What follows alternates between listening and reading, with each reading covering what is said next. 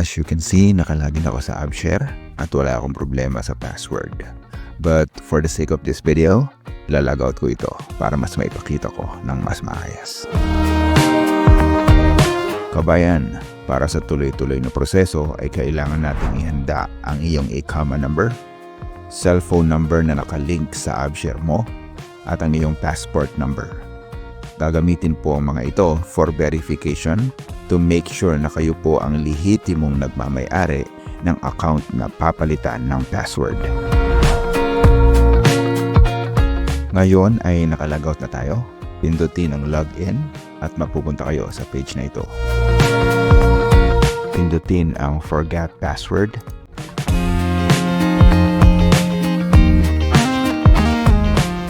Ilagay ang ID or ICAMA number sa unang box at ang iyong cellphone number sa pangalawang box.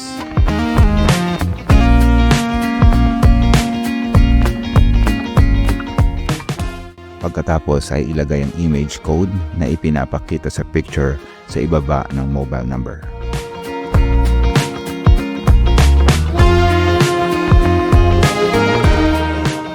Pindutin ang next. Pindutin ang select one sa ilalim ng question at piliin ang passport number. Pagkatapos ay ilagay ang passport number sa box sa ilalim ng answer.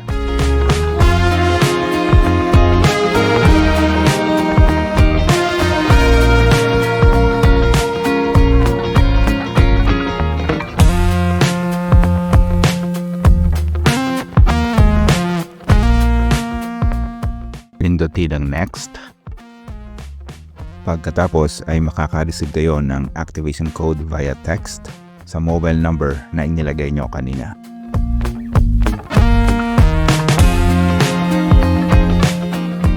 Ilagay ang activation code, then click OK. Ayun, oras na para mag-create ng panibagong password. Make sure po lamang na masusunod ang password policy para tuloy-tuloy ang proseso. Ang gagawin niyo po na password ay dapat combination ng malalaki at maliliit na letra. May number at hindi ito bababa sa 8 characters.